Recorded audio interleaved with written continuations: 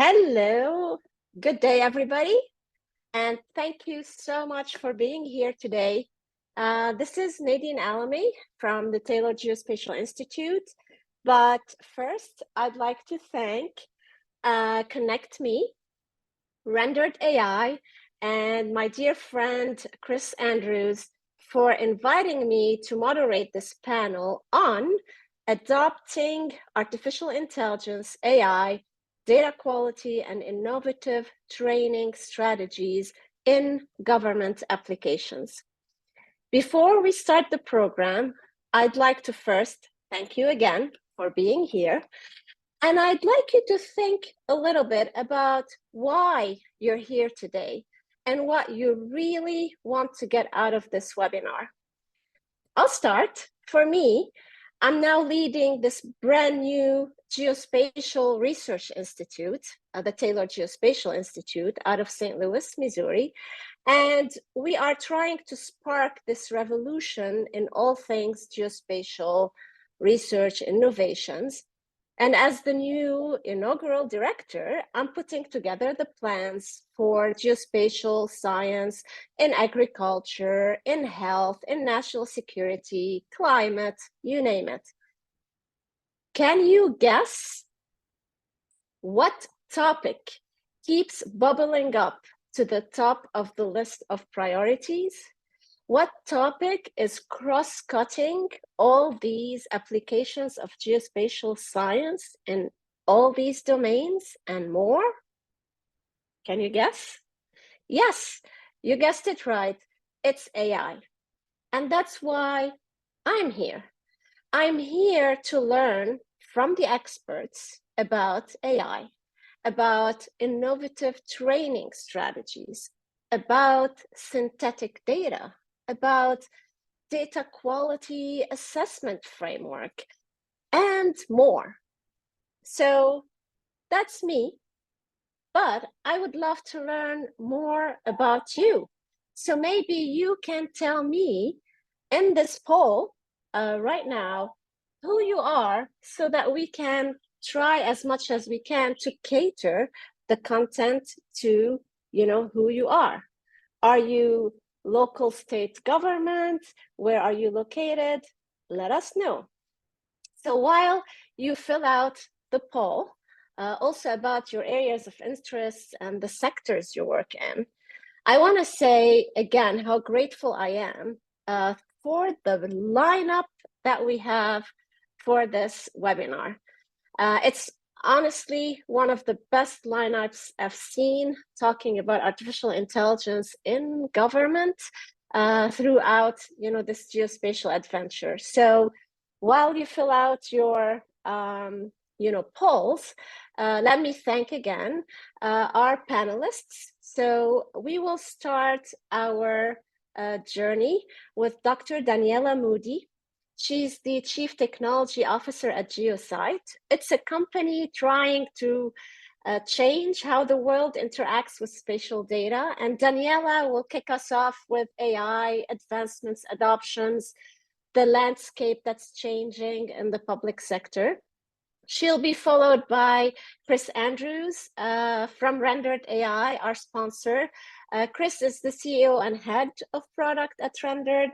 And Rendered is a business trying to be this driving force behind new types of data for faster and better decision making. So you'll hear about unlimited synthetic data for training, tuning, AI.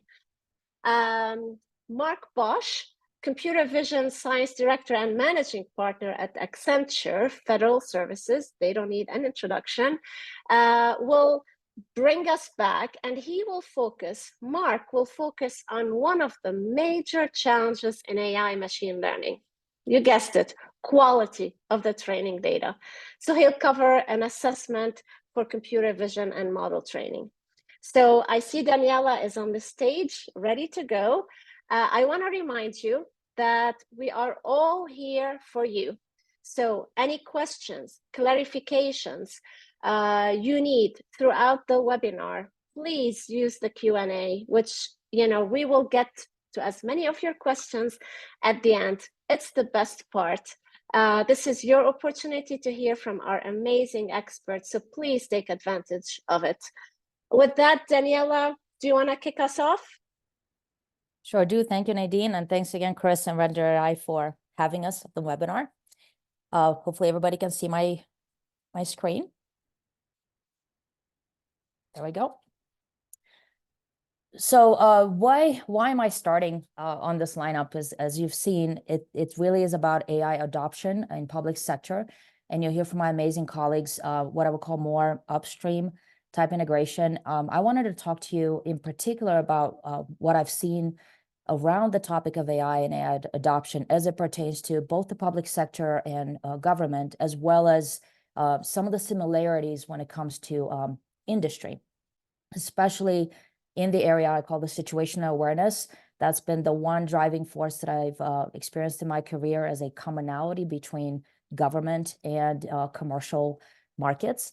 And so with that in mind, I wanted to give you a little bit of a blurb on why Geosite is so passionate about advancing AI and geospatial AI in particular, and why are we talking about insurance in this case as a connector to, I want to say, disaster response, natural catastrophic event response, and how it might impact some of the other adoption methodology across different sectors. A little bit about me and why I'm again, what made me today. I've had a very circuitous journey, I'm going to say, through my career. I started off with a PhD in electrical engineering from University of Maryland, College Park. This is my fourth startup at Geosite. But I've spent a little bit of time going from national laboratory type of research at Los Alamos, where it was very, very focused on developing AI and machine learning algorithms for that lived at the intersection of multimodal type sensors, both imagery and non-imaging modes. Spent over 3 years at Descartes Labs, very, very focused. It was one of the early company startups that began the effort into pushing at scale geospatial analytics and that geospatial intelligence from massive amounts of satellite imagery and other types of data. Moved then to Ursa Space Systems, did a lot more around SAR analytics and defense. And then prior to being a Geosite, I spent a little over a year at Arturo, literally developing AI models, and by that I mean deep learning models to extract information, specific information from high-resolution aerial imagery for insurance. And what I found through my journey is, first of all, when you actually meet a customer problem that is solvable with the things you've learned, namely geospatial and AI, it is absolutely addictive, and it's been something that's been now shaping my career. And I've heard many times throughout my career that AI in general has been a solution in search of or a hammer in search of a nail. I do believe that the time is changing to the point where AI technology is maturing rapidly, and that technology readiness needs to slowly start matching the adoption readiness in various industries. So today I wanted to walk you through how we've approached this adoption problem of AI, the broader scope of AI at Geosite. And one of the things that I wanted to bring up is we actually work in defense and in insurance as well. I'm not going to talk about what we do for defense today, but we are the sole source provider for an Air Force search and rescue coordination mission management tool. It has been fascinating to be able to bring spatial data and a rapid response problem to the Air Force. But for us, the journey started with the why. And I'm quoting here one of my colleagues in the industry, Nigel Walsh. He's at Google. But we believe that in the insurance industry, we've seen the greatest adoption readiness for geospatial and AI data at scale. And because that readiness is there and that openness to try new things and not let the adoption pace flounder because of challenges still in the technical adoption of AI, we believe that has been a market worth focusing for us.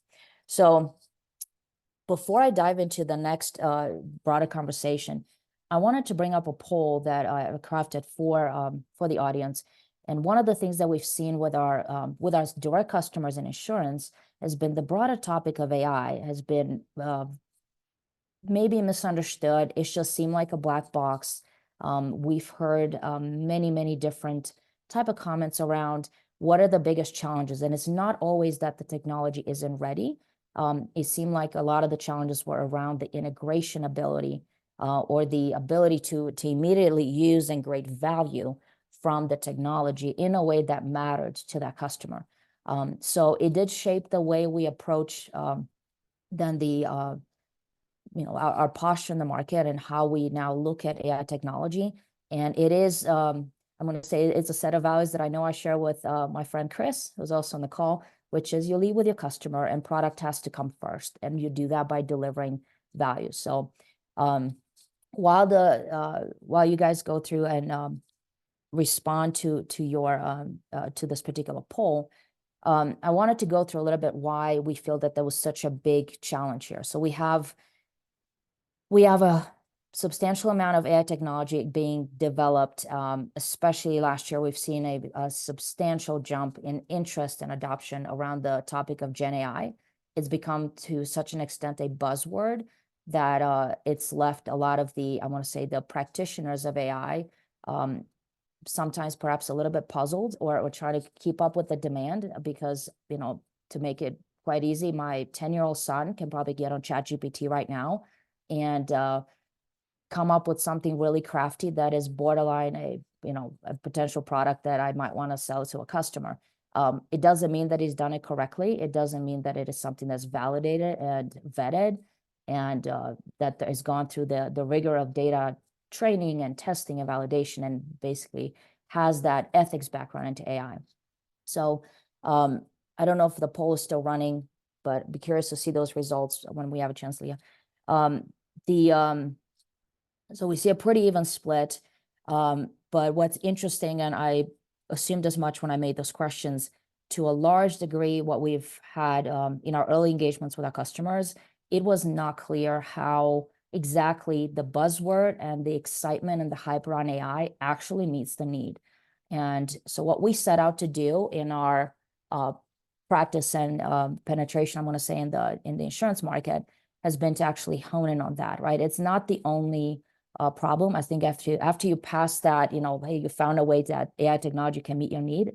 There are other issues that have to be addressed, right, around security and integration and compliance and all sorts of details that I'll go over a little bit.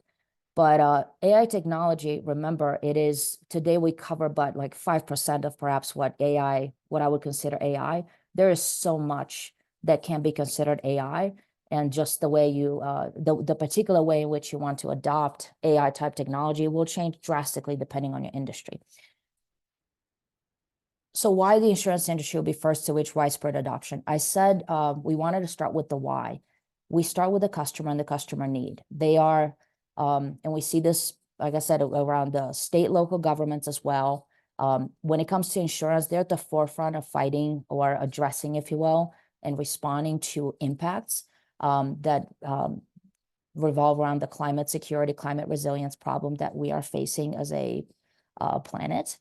In all of this, they are looking at increasing and improving their customer experience. So when they look at a product and an AI, they do not want necessarily, or they want to trust that the model or the particular insight or the analytic that is being provided has been done well, and there are metrics around it, and the training data to support it is what it is. But at the end of the day, they care about actionable insights at the location that they care about the most. So with that in mind, we ended up looking closer at the what is it that we have to do. So I have here 4 categories that we generally have seen as relevant to the insurance market.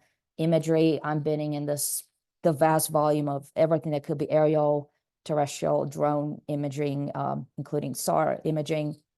But geospatial AI, this has been actually developed quite heavily over the past 4 or 5 years, especially when it comes to individual models. Think here object detection, but applied to rooftops, to properties, to trees, and so forth. And I know you'll hear a lot more about that from both Chris and Marc. Extremely valuable insights that have been derived by InsurTechs. What we found is that geospatial AI in this context is not sufficient, right? You have to create a comprehensive map of that situational awareness by also adding things like models, climate adjusted models, other geospatial analytics. Think your vector and raster data sets that can give you the insights you need at a particular location, as well as other types of bulk data sets, column IoT, parcel governance data. For example, things like particular states deal with policy and insurance and boundaries and jurisdictions very, very differently. All of that has to be considered when you look at this data in an aggregated fashion. Geospatial AI, the general topic of generative AI and what AI can do for you will actually cross all of these 4 categories of data, in that I believe what the future holds for a lot of the public sector and these high rate of adoption industries like insurance is moving and starting to evolve the context of the contextual AI. And what I mean by that is, that human interpretation of 4 data sets brought together, what do they mean to you? So with this what, I wanted to give also a visual on what types of data you look in. This is not, by no means comprehensive. There's just a lot that we can cover. But for our customers, it is very important to consider more than one types of data set. So there's coverage, there's timeliness, there's the modalities, the model accuracies. Let's make a specific example about model accuracy. A lot of the examples that we look at in an insurance fashion are what you would consider rare targets. I may not have sufficient training data to properly determine or define damage when it comes to hail on a roof, but sure, I would like to try, because the faster I can make a decision and validate that data, the happier my customer is. So you'll hear more about this. There's obviously a room in this for, training things correctly, using synthetic data, leveraging the little real data that you may have. And throughout all, what we've built has been an experience that let you not just create a model that's, I'm going to say, vertical or sole modality, but think of this multimodal type validation where it's a different types of customer validation, when you can say that the model that predicted the hail damage is actually consistent with what the claim was on that property, right? So there's a little bit of that feedback loop that is very, very valuable in developing such models in the insurance side. So the need has been matching. I put here a lot of data because it's been impossible to quantify. We're looking at exponential growth. We have many partners looking at hyperspectral, multispectral launches, more SAR. The risk landscape is changing. And in case you guys are not aware, insurance markets are very, very risk averse. So they want to understand holistically what happens to their property, what happens to their risk. And it's not that they don't insure if there is risk, they just want to quantify that risk. So what we deliver with that in mind has been a product experience rather than a technology. These are just some examples of what we deliver. And I wanted to give you a hint of an accidental product that our team had to develop, because we had to create this, even validating the location where you look matters a lot, right? So in this particular case, hopefully you guys can see my cursor. There's the 2 panels on the top. That is a property that was incorrectly placed by the insurance in the middle of that berm or road. This was a particular case of a flooding event where, had they looked at that location, not only would they have gotten wrong data, but also would have not shown that the property was actually severely flooded by that. So this is that impact of correlating geospatial, spatial accuracy, and I'm going to say practices and rigorous practices of geospatial science, AI science, in such a way that the science part of it is obstructed in a way to the customer, and they can just know and start trusting the data and get that immediate impact right away. So we do this for over 1,000 different attributes from many, many different data partners. This is no small feat, but what we've seen is that, so think your data partners, every one of these individual 1,000 attributes may be model outputs that have been trained separately by X type of companies. The power of this is that everything is in one place and can bring that immediate insight to the customer. So as a case study, to get in that relevant answer quickly, seamlessly to the customer, Hurricane Ian is one that came up. This was a massive undertaking for both the federal side and the private insurance side. But with this type of geospatial data and automated models, we're able to get, quickly before, think of it as a situation awareness before, as the event happens, get more and more data in. All of these models and all of these inputs from our partners are integrated automatically, so that a week out, the insurance is already able to make decisions, and in some cases meet their customers where they need them the most without having to wait for somebody to go in the field and do all these things, right? They have all of this at their fingertip. I'm going to skip this particular slide, but just to give you an idea, same thing, right? These may be very complex models to get flood depth. They don't care about that. They just care that at that location, the flood depth maximum was that. So it's that, how we were able to do this and why I'm so passionate about the adoption of AI is you have to start with that focus on the value to the customer. In order to really realize, I think, the true potential of AI and geospatial AI, we have to make sure that we deliver that product experience, not just the technology, and you optimize it so that it addresses an industry level need, right? Not just a sole project or pilot. And it's easy to integrate, right? I wanted to make it so easy that my son could use it if he could, and make it intuitive so that it is actually streamlined based not on the, how cool the AI tech necessarily is, but what is the established human workflow, right? Because at the end of the day, we do believe, this is part of our tenets, is that AI technology is here to stay and it's here to augment and expedite our workflows, not to replace our jobs. We are seeing that extreme passion for adoption of AI in insurance. They absolutely see this as a, increase of their revenue and their throughput. So they're very excited. But again, what we've seen with this is that just because the technology is ready does not mean that the industry is equally ready to adopt. So we've built this product so that we can build it securely, so that we can integrate with their existing system. We're not trying to change everything, but just trying to make it easy for them to use this data in a way that delights them and in a way that makes that impact immediately visible to them. So I'm going to stop here. Would love to hear more from you guys during the questions, but with that, I wanted to pass the baton to my friend and colleague, Chris Andrews from Rendered.ai, and let him take it from here. All right. Thank you very much, Daniela. Let's see. I just need to find the button. Sure. All right. Thanks a ton, Daniela. That was really great intro to what I'm going to talk about. And then Marc and Nadine, thank you so much as well. I really want to thank all three of my colleagues for participating today. It's super fun to be able to talk to this group. Some folks on the call might know me from my past experience. I've been in geospatial for about 25 years, and most of that has been actually in local government and state government work, and a lot around AEC. I started out as a product developer, went into enterprise consulting, and then ended up at Autodesk for a while, and then Esri for a while. I joined a small company called Rendered.ai about 3 years ago. We're about 5 years old, and we focus on something that a lot of people haven't even really thought about, which is helping customers create data from scratch when they may not be able to collect it or otherwise acquire it. And I'll go into that a little bit more in a bit. As you can see, that we are affiliated with a variety of groups who touch on local government, including folks like Esri, who is a partner, NVIDIA, RIT, and we also are affiliated with the Open Geospatial Consortium, and I'll talk a little bit more about that in a bit. We work across many different domains, some defense stuff, insurance, including residential type stuff, also like local government security applications. Go ahead and please run the poll.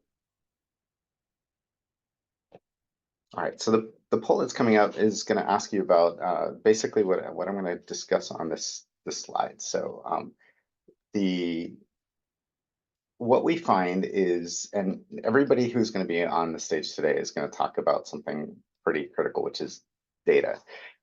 For AI, data is essentially the same thing as what programming code is to a video game. Without data, you can't get the analyses and outcomes that you're trying to achieve with algorithms. Essentially, what we do as AI-focused professionals is we take data sets, we run them through complicated algorithms, and then out of that algorithm comes something that might be called something like a detector that we can then take and apply to novel data sets to see if we can find or identify the things that we need. When we are using data, though, and I'm sure many of you are acquainted with these issues, we run into some pretty typical challenges. Uh, for one thing, data can be really expensive to acquire. So if you're trying to acquire like a new or rare type of satellite imagery, or you're trying to collect drone data for a large city, you have to budget for it. And then if when you budget for those things, you end up with a kind of a time limited, time defined, fixed scope project. And at the end of that project, you've spent your money. And then if you find out your data doesn't have what you needed, you're stuck. You're stuck with the data that you were handed. So data can be expensive to acquire and also time intensive, right? If you need to go back and reacquire data, that can take you in some cases months or even years.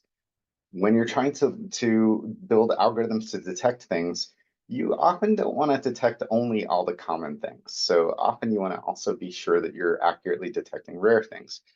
The inability to do that is often referred to as bias. And bias comes from the fact that often rare objects and scenarios are not present in data sets.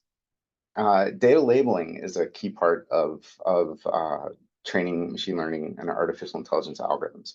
When you have a data set that you're going to use to feed into this algorithm, you need to train it. You need to basically identify ahead of time all of the things that you're looking for that you're trying to classify.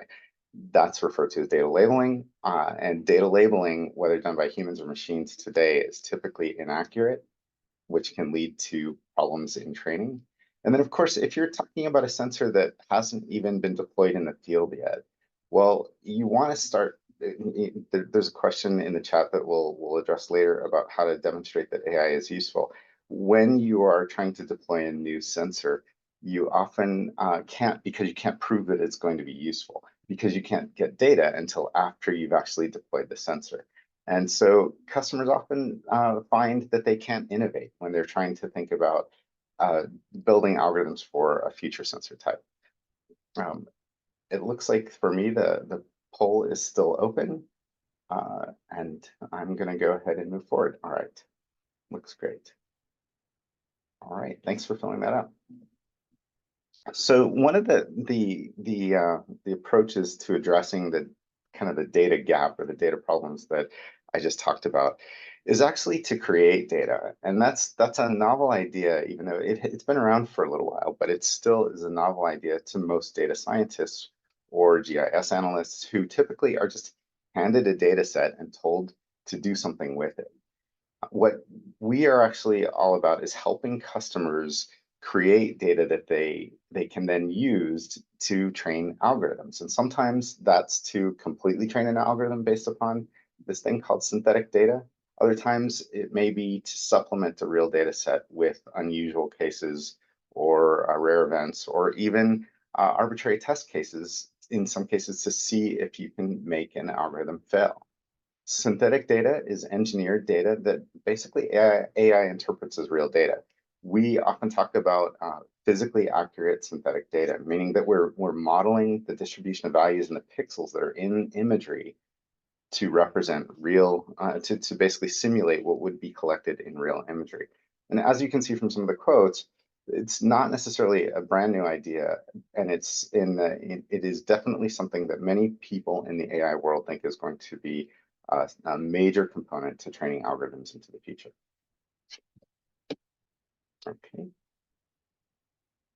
I think all of us out there have heard of Fortnite, and you know, we've seen 3D games even on our phone, and now of course there's all this talk in the news about the Vision Pro and 3D and all these great technologies that are fun for film and game and entertainment.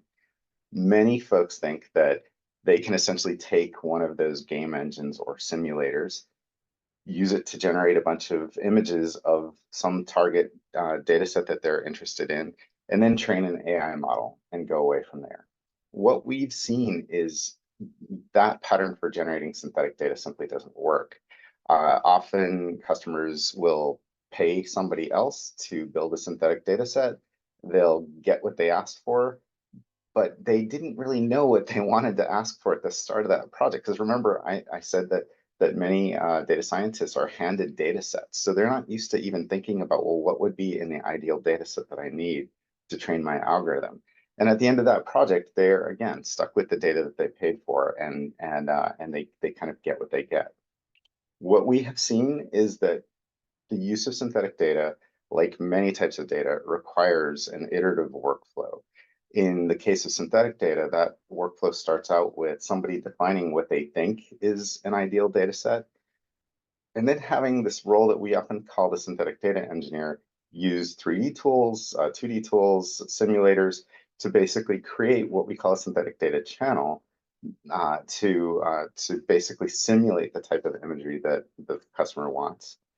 The customer then needs someplace to deploy that simulation, because they're going to run it 10,000 times, 100,000 times. That is not a typical workflow that you get with game engines. So you need a specific tool to help do that. And then at the end of the day, you're going to hand that data to data scientists who need to do things with the data. They need to run training on it. They need to test it. And they may actually need to communicate back to the synthetic data engineer that they need some changes because the data set's not quite right, and then rerun more simulations.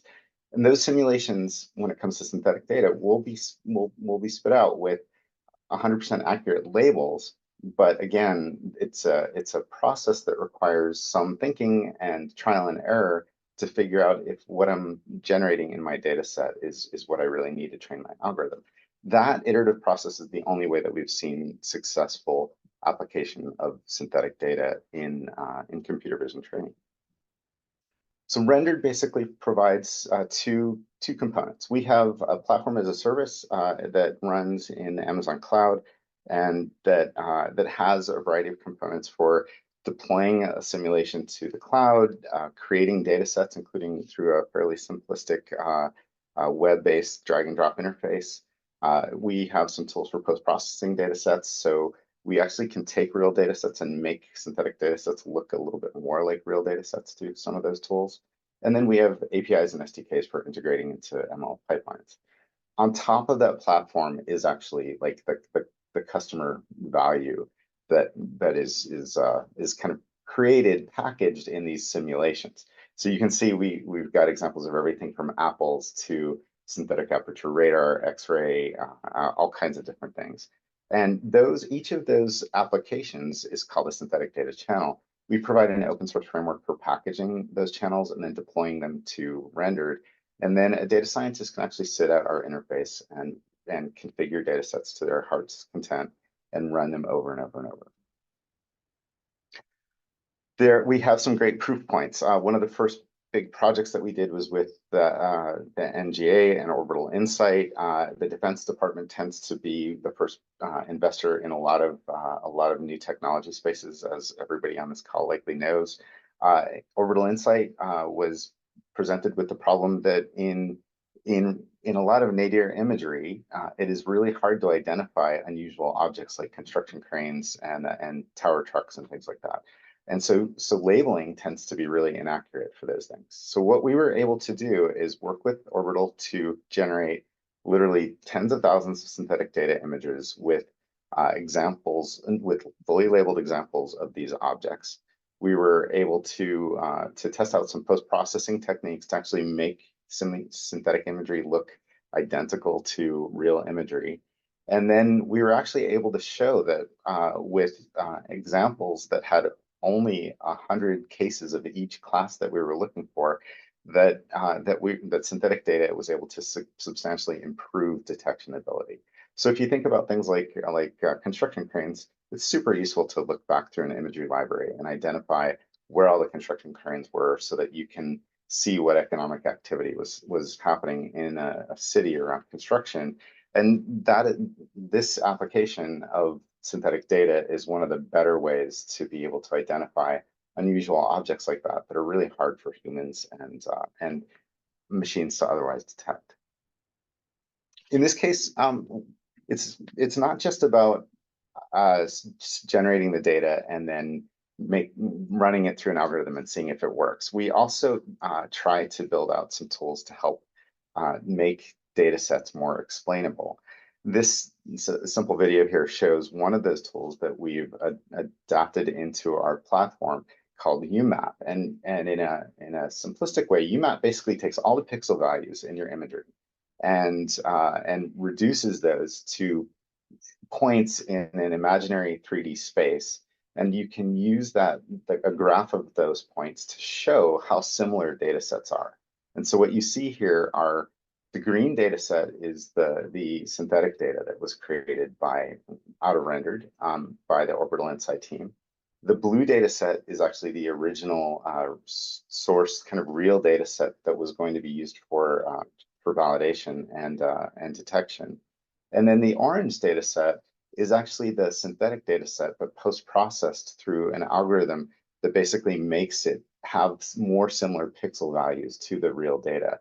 And what we were able to show with this is that by doing that post-processing, we actually could explain why the algorithms actually ended up with better performance than without the post-processing. And so making AI more explainable, making data sets more explainable is a big part of what we're about as well.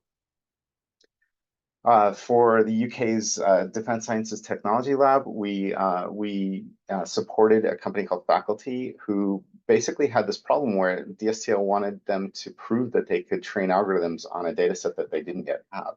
And so Faculty was able to do exactly that. They got up and going in just about a week. They were able to generate a whole bunch of data sets to their heart's content. And they were able to demonstrate that they could find the things that DSTL would need to find in the future. Interestingly, they also did things like without even consulting us, like colored all of the objects they were looking for yellow to prove that their algorithm would not actually detect the objects in that case. So they actually used synthetic data to create absurd imagery that basically should fail in predictable ways. And one of the most amusing things we heard was that Francis Heritage, the primary contact on the customer, he was frustrated that his data scientists kept using the rendered interface because it was easy to use, but also because data scientists, like I said, don't typically get to make their own data sets. And with synthetic data, they can. We also supported Planet. Planet, as you all know, has been out there collecting imagery of the Earth every day, everywhere on the Earth for many years now. They're putting up a new satellite constellation in timer. They're putting up a new satellite constellation focused on hyperspectral imagery. We were able to work with the RIT DEERS lab and their technology DeerSig to provide them a simulator of their future hyperspectral constellation. And they were able to use it to prove that they could do things like detect methane plumes in future types of hyperspectral imagery. And then they also were able to use synthetic data to prove out their AI pipeline before they even started collecting imagery. And as I mentioned, we also worked with Nadine's former organization, the Open Geospatial Consortium, to use synthetic data to test out two different aspects of a recent testbed project.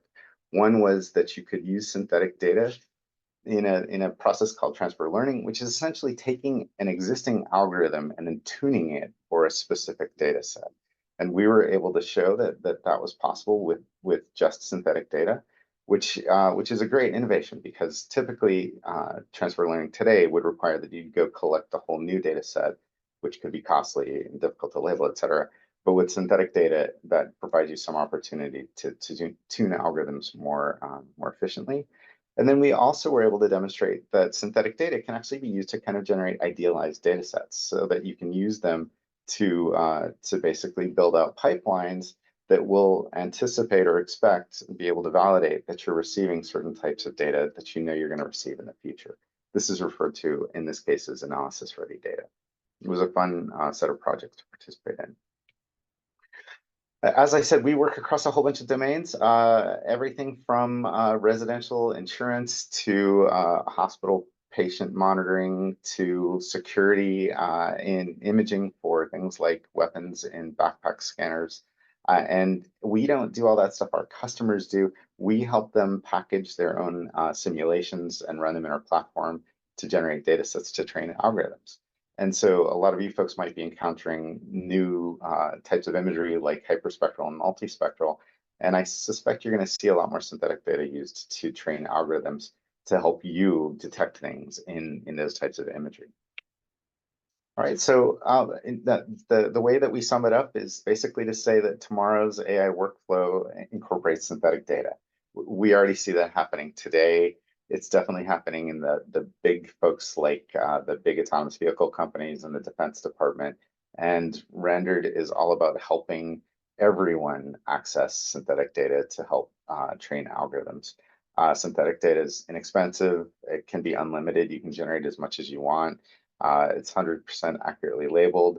Real data sets can still be used when you're working with synthetic data, and data can be designed for edge or impossible cases that you're never going to collect in real imagery. So thank you very much for listening to me for a few minutes, and I am going to turn it over to Marc. Okay. Well, my name is Marc Bosch. I'm a computer vision lead at Accenture Federal.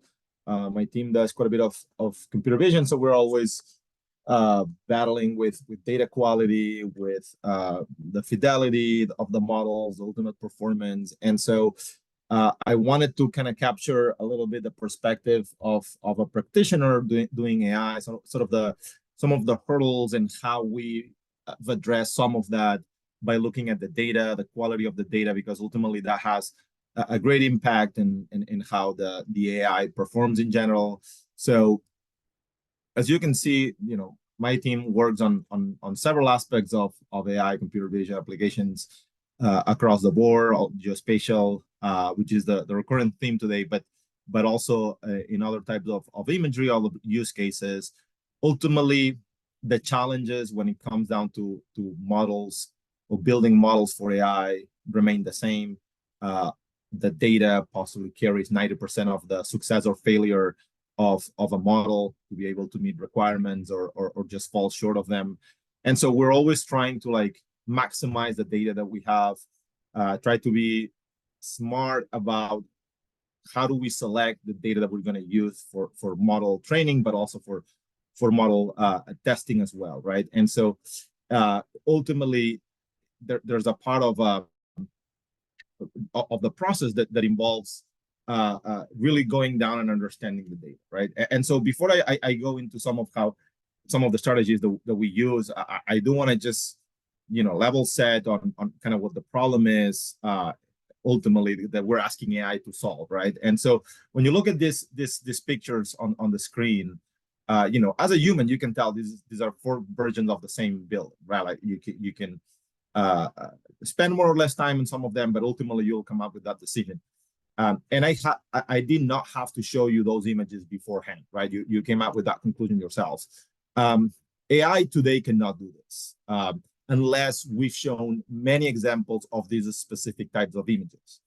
And so that's a problem, right? Because the starting point from computers is a much lower than with humans, particularly on visual based problems, right? If we were talking about language is a different thing, and that's possibly why you've seen like such an advance in large language models and what AI can do today on text and language representations. Like images and videos do not carry that. Like there's no semantics attached to a pixel. There are semantics attached to a word. So the starting point is more behind, right? And so when you add also the fact that AI tends to learn by memorizing, by seeing many examples, and you also add the fact that there is no data theory. Like this is one of the few fields that there's no theory itself. There's no theorem that I can go and say, all right, if I collect these 10 images, my or this type of imagery, my performance will go up or down, right? Like there's no such thing. So it's a lot of trial and error. It feels like alchemy many times, and so that is a problem, right? As a scientist, as someone that's trying to build this, but also as a stakeholder of I want to use AI, right? Like I need to rely on AI, but today the technology for certain applications, it's not mature, or you have to like really spend or make a large investment in it, right? So data, as I said, data still is the big hurdle, and for models, you have to be aware of how they work or how they do not work to be conscious on what is the data going to give, right? Like Chris was talking about, like synthetic data needs to represent like, you know, like the physics of the world, right? And maybe like the AI itself will not learn how the world works according to the physics laws that we have, but it will know that physics affect the appearance of objects in an image. And so that's what matters, right? Like being able to capture that appearance so that the models can learn. In a typical computer vision, and that I can extend it to any AI application, really like the development workflow looks like this, right? You have some sensors that collected data, you have a data set somewhere with most likely labels that some experts have annotated or not so experts, and then you start feeding that data through your model. Typically the model will have an ingestion layer to like process the data. It'll have some what's known as a base model. It's something that's been trained with large amounts of data to sort of have a general knowledge of what the world or the data looks like, or get some initial statistical distribution of what general data looks like in that domain. And then you'll have like a specialized component for your specific task, right? And whether I'm trying to detect roofs from an overhead image, or like figure out where the roads are, that might change what the specific part of that network will look like. But ultimately the architecture is rather stable and similar. And so the first thing that we want to do is we need to understand what the data looks like, right? You have, as I said, large collections of images or videos or other types of data, and we tend to like feed that into the network as a black box and just measure the output, and that's, you know, like the standard traditional way of doing development.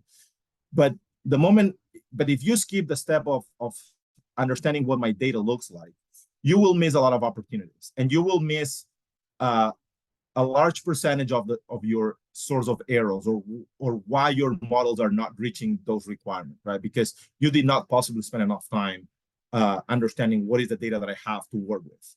And so one of the things that matters is if you are, for instance, and I was saying in one of the previous polls, right? Like one of the issues is that like the data that is annotated, it's noisy, it has flaws, it's inaccurate, or it's missing information, right? And so one of the things that we've been working is, how do you have, and ideally when you're doing an annotation exercise, if you have the possibility, you want to have multiple humans looking into the same set of or subset of data, right? So you want to have overlap across humans so that you can kind of take like the majority, what the majority is saying, or how the majorities are annotating, or an average, or something along those lines, right? And so it becomes a problem when you're not necessarily like tracking how that data is being annotated. So one of the things that we looked at is we tried to see if we can measure the quality of the data from the annotations, from the annotators. So like the annotated data, right? And so we found ways of making a computational model that is basically measuring the level of inter-annotator agreement. So how much the annotators are agreeing on a specific sample, right? And you will give them instructions, this is what you look for, or if they're experts, you just hope that I guess they know their field, right? But still there's inconsistencies, right? And so we build this tool so that we can measure the level of consistency across annotators as a way of selecting or being able to flag annotators that they're possibly not agreeing with the majority. Maybe they're not necessarily understood what the problem was, what the task was, and so like gives you opportunities to like retrain some of these annotators, right? Again, the goal is to like improve the quality. And so one of the things that we saw was that when you have like these tools, you can actually just take the tools themselves, and if you don't have the ability of going back and ask for re-annotations, you can still use those formulas or those numeric representations and make decisions on okay, I'm going to use this part of the data set. I'm not going to use this part of the data set because this annotator specifically, or this group of annotators were not consistent. So it's going to add the kind of noise that I don't want in my data set, because that's misinformation. And you're starting to see how the models improve. And so, for instance, in this table, what I'm showing you is how a model, without adding more data, without going back and annotating, by you having a strategy of selecting what data am I going to use for my training set based on who annotated that data and their level of agreement with the majority, how I can improve my models substantially, right? When you've been working in this in a problem for a while with the AI, at some point you're going to saturate the performance, and every next 1%, it's very hard to get. And so it was our surprise when we started to see these numbers change dramatically with the same data, just by understanding what data do I use or I can use to train a model, right? So that's definitely one of the practices that we've been using, and it's always been something that we have in our back pocket to improve the models when the data is frozen, when the algorithms are also frozen. We still have the ability of doing that. And you'll say, yeah, but this is only within the context of you're doing an annotation exercise. You have individuals looking at the data. And it's not necessarily true. You can do this with algorithms, right? You can say, I'm going to have, a model solving task X, but I'm going to also have 5 variants of that model that I'm going to change slightly the architecture. I'm going to randomly remove some of the parameters, or I'm going to make some permutations of them. I'm still going to train them across for the same task, and then I'm going to apply the same agreement or the same measures that I used before, that I showed before, to see how the models are agreeing on targets. And that is going to help you detect what version of the model are improving or are better performing. It's also going to show you how some of these data, because each of these models can be trained with randomizations of the same data set, how that data affects that specific model, right? So by being able to measure the agreement, either the annotators or algorithms trained onto a specific task, you're able to quickly understand and identify gaps in your data and flaws in your model, right? So that is something that we use it as a practice to improve the models as we develop some of these algorithms, right? So that if you go back to that initial baseline model architecture that I showed, if you add these components where you're starting to generate and train versions of that model with the same data and obtain permutations basically of the performance, and add these kind of agreement measures, you're able to accomplish that, right? So that's one of my suggestions, right? To start spending time in building permutations of your models to see how they are all agreeing, whether there's a possibility that the data might be improved at some point.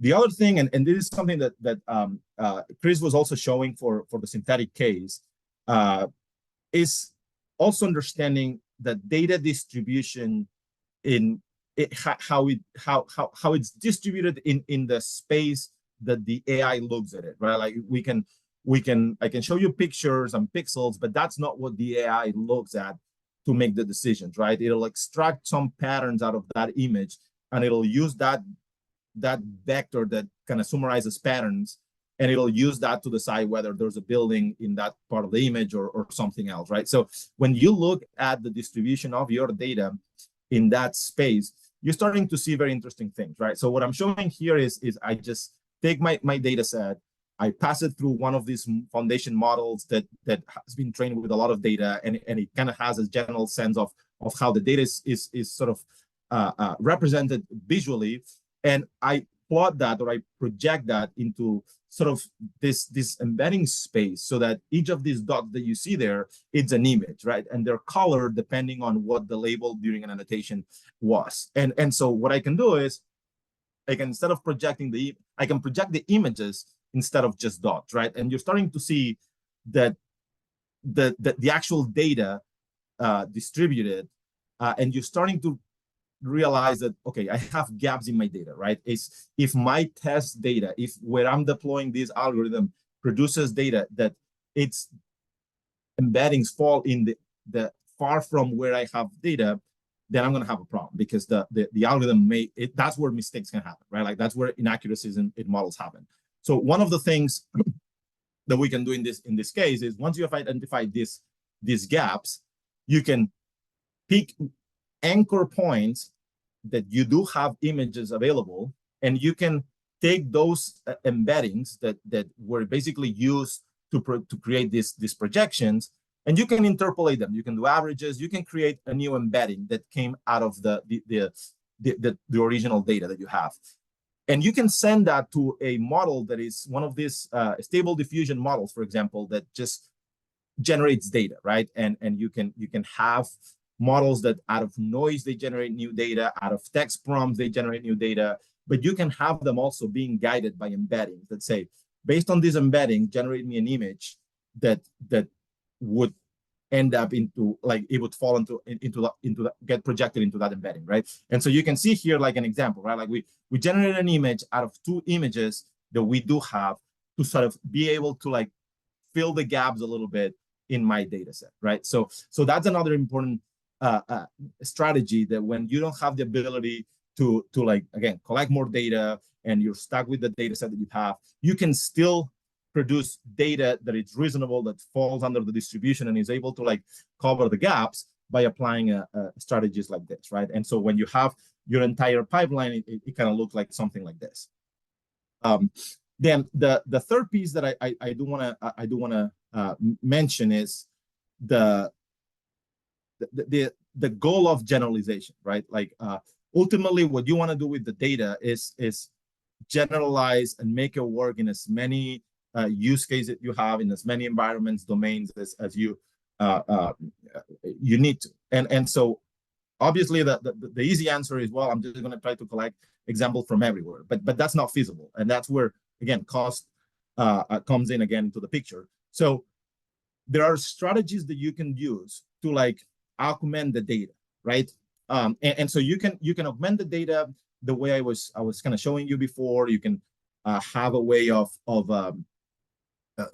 generating or what's called domain adaptation, that you can have your AI models kind of forced into produce out of one data set, kind of produce embeddings that are similar from a different data set.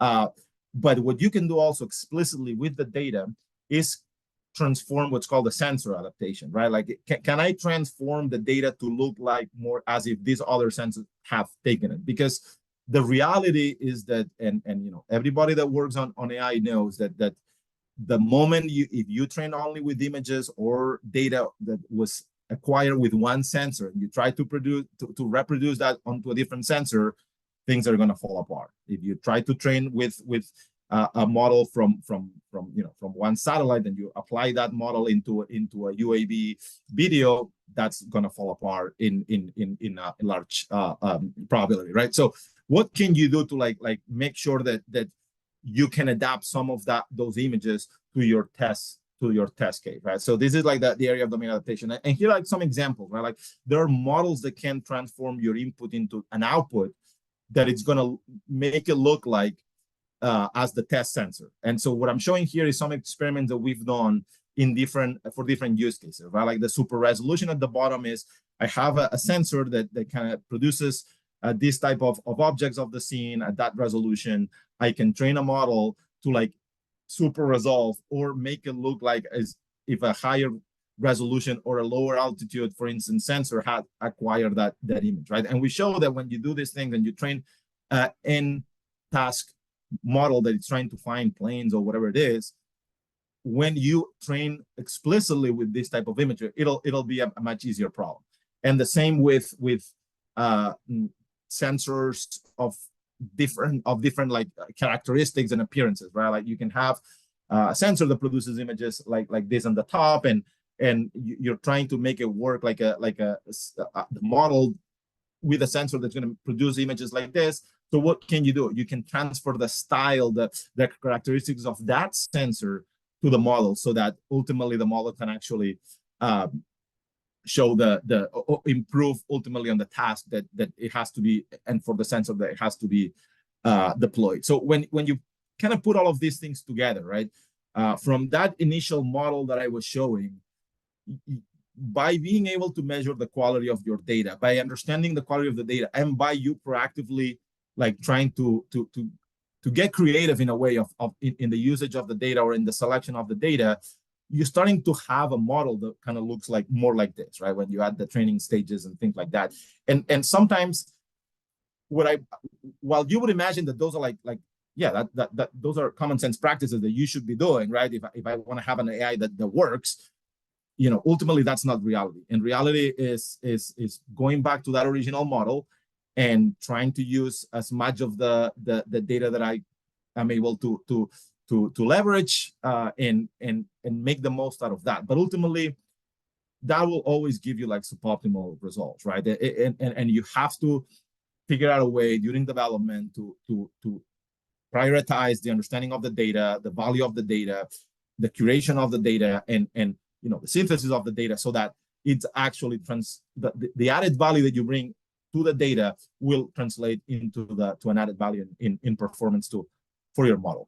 And so that's all I had for today. And so what I'll do is I'll invite back. I think we have the Q&A session now, so I'll invite the rest of the panelists to join me. But thank you for your time. That was fantastic. Thank you. Thank you, Daniela. Thank you, Chris. Thank you, Marc. And thank you, everybody on the line. So this is your chance. We have about half an hour for you to ask all the questions you want. So I'm going to whet people's appetites a little bit. You know, Marc, it was an amazing presentation, especially following what Chris had just presented. So Chris, I went back to your poll and I noticed, so you asked, what challenges do you have when applying computer vision? And this was before Marc, shared his experience. And you had more than 50% of our attendees, which are like in the hundreds, saying that the main challenge is data sets are frequently incomplete or have inconsistent labels. And I want to hear your thought about whether, for instance, now after hearing Marc, after hearing about synthetic data, if we ran a similar poll, would we get different results? Because maybe part of what's missing is, you know, people don't know how to complete their data or how to be more consistent. Just want to hear your thoughts, Marc, Chris. Thank you. For me, I'm yes. I'm not surprised that, like, as I said, you know, one of the most fascinating things that I've encountered and observed, and this also echoes some of what Daniela said about really paying attention to your customers and their needs. And data scientists today literally often just get dumped data sets. You know, hey, we paid for this data set 2 years ago. It cost $250,000. We have a small city budget. We just want you to go find all the swimming pools in it, or whatever it is, right? All the cracks in the roads. And so often data scientists are kind of at the point where they have to make something out of essentially nothing in many cases. And they do it, but that leads to a tremendous amount of uncertainty. And also what they'll find is, okay, they had to go do a ton of manual effort to label, you know, pick out a few swimming holes, for example, if it's just a data set that's sitting on a shelf, and kind of start from scratch.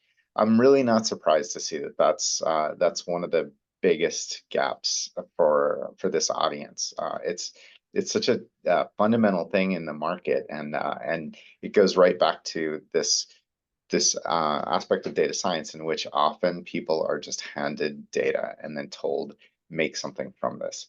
Daniela or Marc, do you guys have any other thoughts on that? So can I actually, I think, Daniela, because I think this relates so much, because your poll, I think, Chris, it's like you queued it. Your poll, Daniela, had 26% of people saying that early adoption is too risky and complex and we'd like to wait. And I know you're passionate about the AI penetration. So I think this is directly related to, you know, I think the observation that Chris just shared with us about data scientists and our mode of operations. Yeah, I think a couple of the comments that I was getting ready to make too is, and thanks for putting that poll back up. What we've seen, at least I'm just going to speak to this one vertical, is there's a combination of the early adoption being too risky, and sometimes it is, like Chris said, right? There's a decision point. I saw there was a question earlier too, right? There are small city budgets or local budgets, and you have to make a decision about buying this data or investing in this model or this whatever, but that eats up your whole budget. So if you're not able to show that, hey, it had an impact, then you have a big problem, right? So that going back to the same stakeholder and say, well, the $250,000 we just spent on this data, I don't know how to tell you this, but we spent 6 months doing something and not much came out of it, right? And we spent a lot of effort, but all the swimming pools were already labeled. All we had to do is go dig up OSM data, and that would have been free.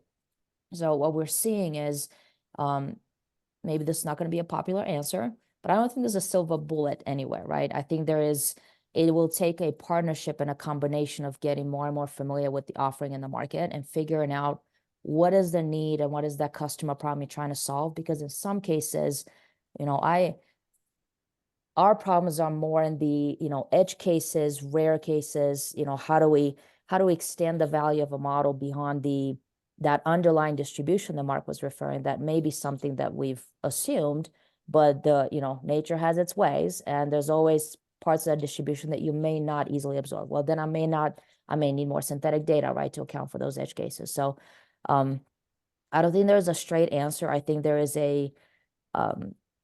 just a really complex process to adopt or to have.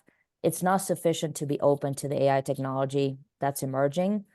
You need to have the right hooks in place technically to enable that AI digital transformation within your organization. And I think the unfortunate bit with, I'm going to speak now as an engineer, we get so excited about the technology that we forget that, frankly, the customer sometimes probably doesn't care if I used, a YOLO model or an MCAR model. They just care about the final accuracy, right? So there is that trust that needs to be built with a entity that you're trying to get your product to, that, hey, I'm doing my part. I'm being rigorous. I can walk you through for the next 2 weeks through how I'm doing this. But at the end of the day, this one number is what you care about, and this is what I can deliver to you. So I think we're, probably a few years out from seeing more and more of the adoption that we've been dreaming of, but I think it's coming. I do not know if that answered your question, Nadine. So I think it's a very complicated question, I think.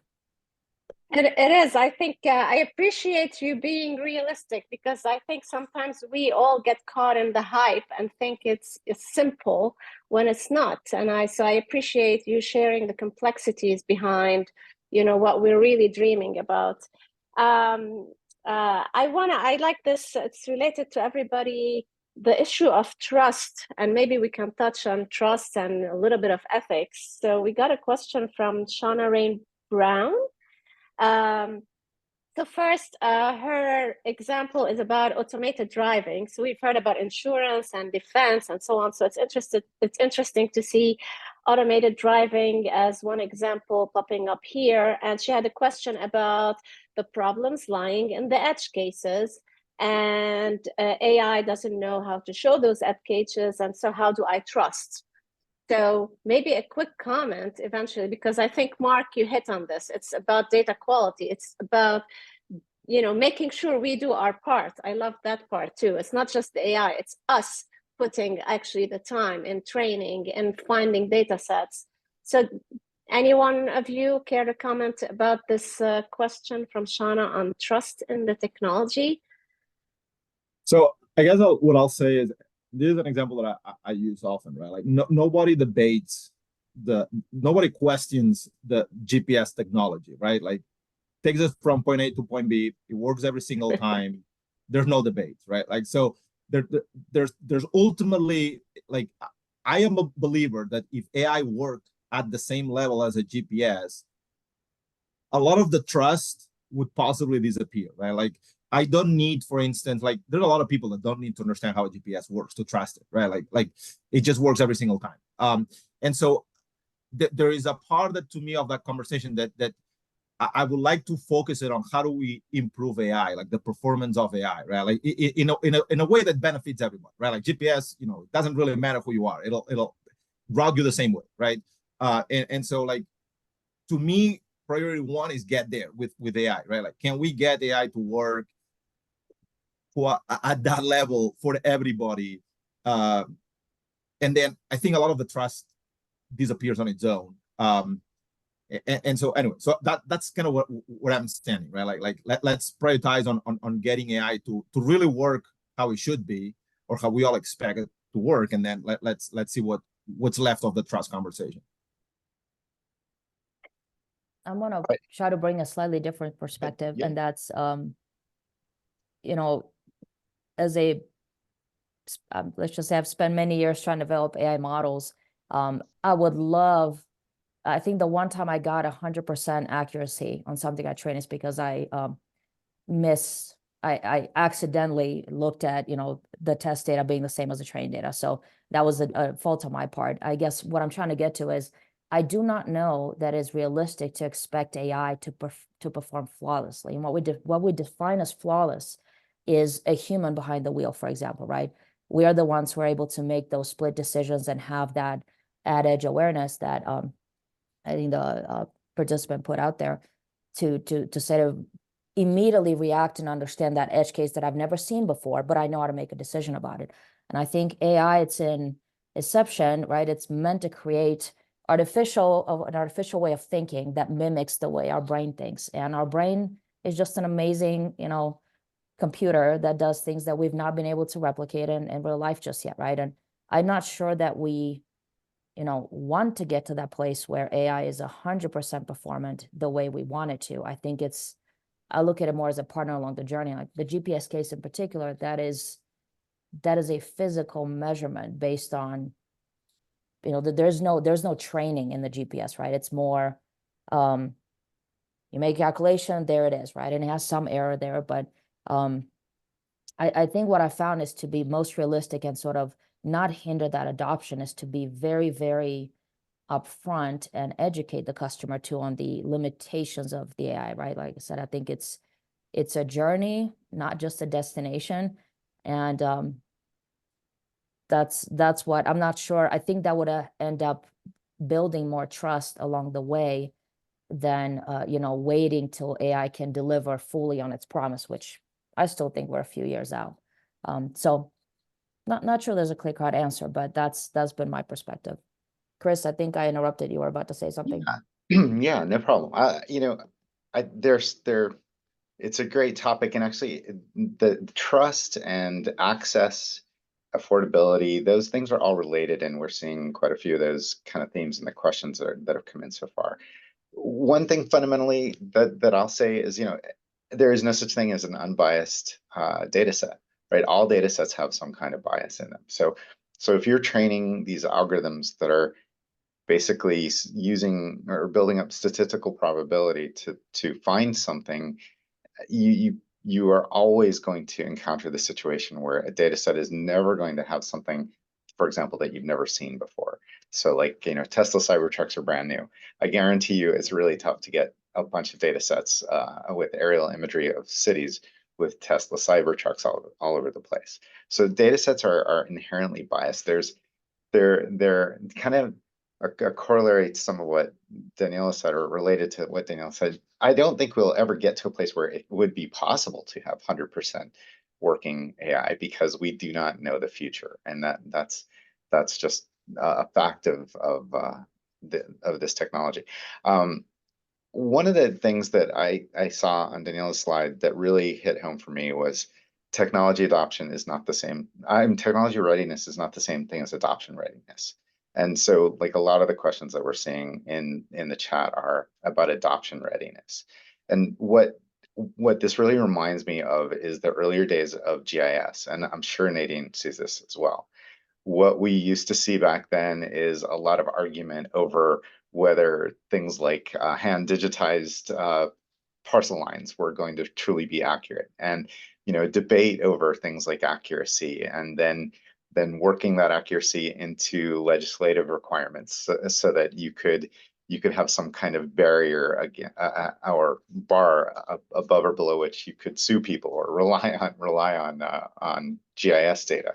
I think that the GIS ship has sailed. That's pretty well adopted across local government. And one of the ways that happened was through smaller local governments coming together and founding groups like DRCOG in the Denver region. So the Denver Regional Council of Governments, I used to work with them when I was in the Denver area.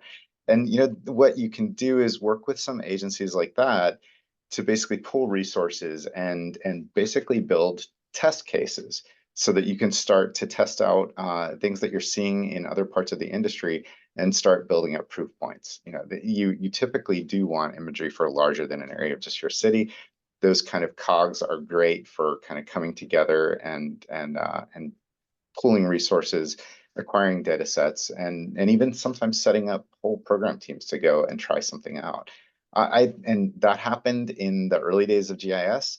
I think we're much better structured, especially in the US. And I think most of our attendees are from the US to accommodate those types of pooled resource groups.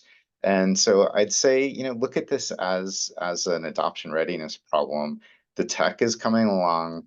You, just like the early days of GIS, you're going to have to work with your supervisors, governments, and even legislation changes at some point to adopt this new technology as it really comes into its own. But we constantly hear about computer vision and artificial intelligence, but I even have to remind folks that in broad parts of the industry, the pace of the technology has way outpaced the ability of our customers to adopt it, and I think that is a big problem in general. Sounds great. So let me ask a follow-up question from Keith Deserspring. Because we're saying the technology is out there, it's the adoption, but in that case, because we have a lot of local government representatives here, so the accessibility of everything we're talking about, the tools, the platform, the data quality frameworks to small data science teams. So I think, Chris, you talked about the data science team for the STL. So I think it's a good question here because most of, I take it from the GIS experience, they have very small GIS teams, if they have anything at all. So how can we help? Is this still, Daniela is talking about this journey. Does this journey include the little, teams as well? Any comments on the readiness for the small teams out there? Then I can jump in on that. I saw the comment around AWS SageMaker. So our platform also sits on AWS. AWS SageMaker is a particular, I think, capability that AWS has been rolling out slowly over the year. One of the reasons we don't directly use some of those features there, but I remember as I was looking at them, those were deployed out there by AWS following years of research and basically aggregating information around the needs from their various customers and partners. So I don't disagree with Keith's comment that maybe some things may appear bulky, but if it's a free resource that, for a small data science team where you could potentially get AWS credits or just get things GFI'd, it is a good way to at least start to play with some of those tools and see if you can leverage in a much cheaper way the open data sets that are on AWS. I know they put a capability in AWS SageMaker around Ground Truth Plus, I believe, to do labeling a little faster or to apply, let's say you spend half a day developing a pool detection model. Could you run that pool detection model on the imagery they have available open source and then use that as a pre-filtering to get yourself more data that you can label later? So I'm a firm believer where there's a will, there is a way. I think some of those tools are, they're definitely available. Not all of them will be cheap. I think a lot of them will be determined. I think it's important to determine first, what do you actually need, right? If the driving force from the leadership is must integrate AI in what we do, that's so generic, it's not helpful necessarily, right? I think it would be more a matter of how, in what way could we integrate AI to reduce our cost, or to, get to faster insight, or to serve our customer better? What are the KPIs of the organization? Maybe start there and see, what tools would actually meet that need. It's a way to show success of adoption at a smaller scale before you can go back and say, now give me $250,000 to buy this magical data set, like Chris said, that will change the world for me. So I'm always a fan of starting with what, if it's for free and you can play with it a little bit, try it. My advice would be not to discount the integration pains of any solutions or prototype you can come up with. Somebody who does the IT and the platform and the administration is going to come with that beautiful question like, hey, is this SOC 2 compliant? Does it meet my security requirements? So just as you've seen with any government effort, you need to start thinking about that, I'm going to say equivalent authorization to connect and operate, right? So make sure you consider the full integration and how this would actually be applied after you've cooked up some AI model that would actually, or some application of AI that would benefit your specific unit. Marc or Chris, do you have any comments on the small team perspective? Yeah, I think actually like some of the thing that we've kind of all touched on our times, I think kind of are addressing some of the small teams, right? Like some of the what like having an ability of massively synthesized data, right, with good synthetic engines, that possibly for small teams is a great way of rapidly generating data, right? Some of the strategies that I was also showing is, can you squeeze more out of the data that you have, because you only have 3 people that have to model, test, and everything, so you can now like annotate.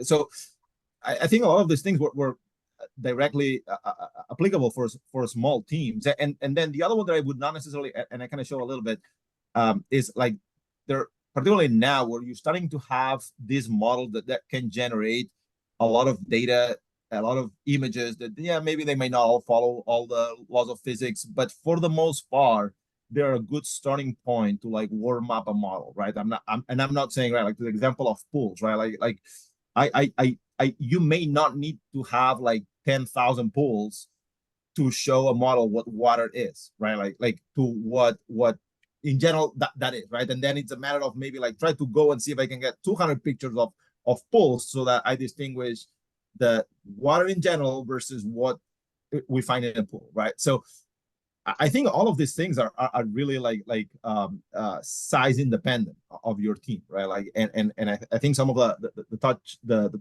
things that we've touched on today are as I said, like really applicable for small teams.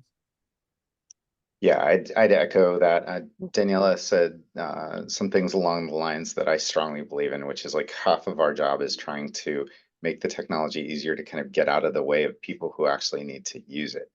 And that's definitely true for us, where we see, so most of our customers have small teams that are using our platform.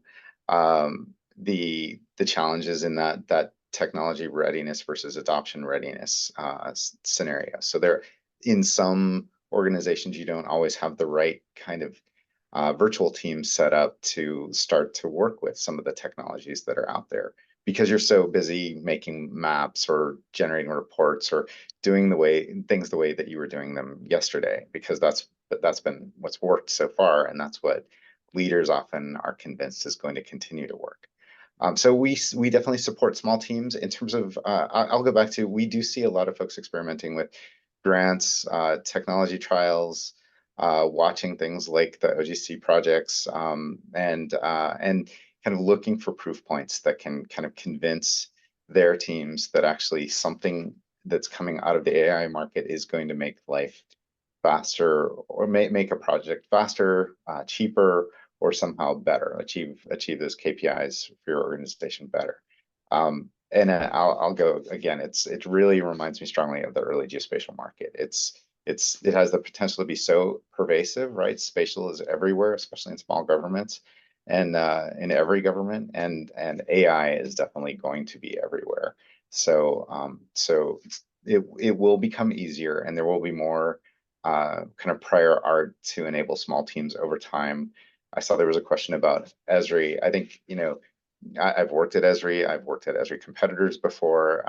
I think Esri's done a huge service for the geospatial world in general, and sometimes they push things not because they can be immediately applied today, but because they know that tomorrow they will be inevitably applied. And so we need that experimentation from academic organizations like Taylor Geospatial, and certainly like from commercial groups like Esri, just to help push the tech to make it more accessible to all of us, so that we can actually get our jobs done better, easier.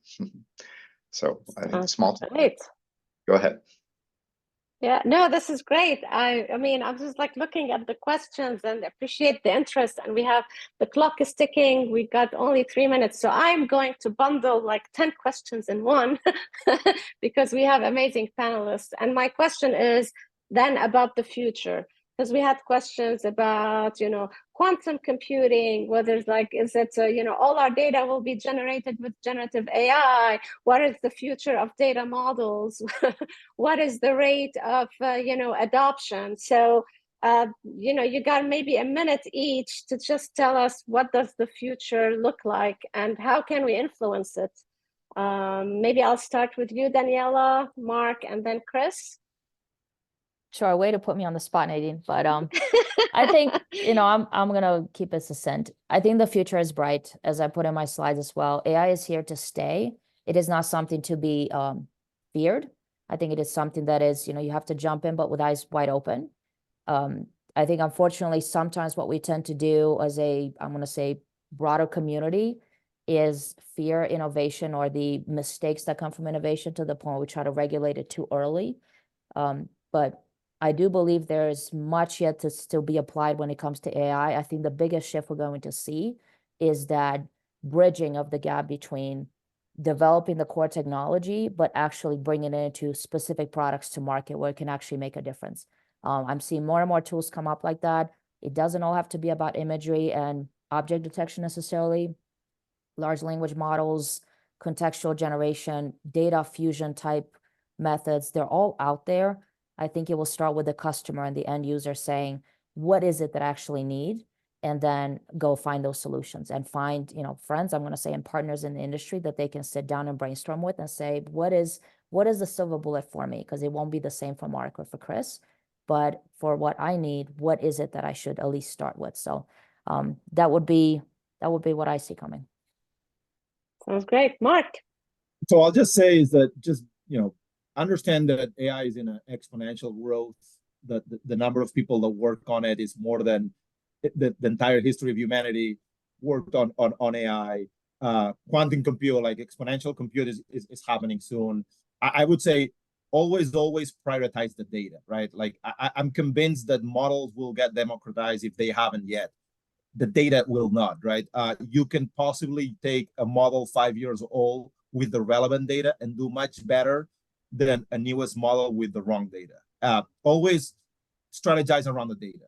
Make the data priority. And if you can only invest in one thing within AI, I would say invest in the data. Super. All right, Chris, any closing remarks? Sure. Yeah, I'll take more of a speculative approach. So one of the things that was really impactful in my career, classic GIS person, was Google Maps. When Google Maps came along, a lot of the GIS community said, yeah, what is this? It's a toy. It's not going to be useful. But it immediately exposed the utility of digital mapping information to managers and executives everywhere. And so that really was a turning point for GIS in that market. I don't think that we've actually seen the Google Maps of AI yet. Some of the stuff from OpenAI and Google and others is interesting, and it has the potential, but we haven't quite seen it get to that level of ease of use and popularity yet. So I'm watching out for that kind of Google Maps of AI experience, and I think that will be a major cultural changer for the AI community and the broader community at large. And definitely thank you all for participating today. This has been great. Thank you, Chris. Thank you, Marc. Thank you, Daniela. And thank you for the 120 plus, haven't been counting, you know, folks on the line, and all the questions, some of them unanswered. I'm sure they can be answered offline. So I will echo what Daniela said. It's the future is bright and it's a journey. I'm very happy, actually. It was music to my ears because we picked AI as one of our, competency areas and where we should invest in research. So it's great to hear that it's a journey, it's exponential, it touches everything, and we got to find a way to go from the ideas to the research, to the technology, to the customer, to the actual adoption. So thank you again for hosting us. Thank you, Chris. Thank you, Rendered.ai, and thank you to the organizers. Really appreciate it. Thank you so much, Nadine. All right. Thank Take you. care. Thanks, everyone.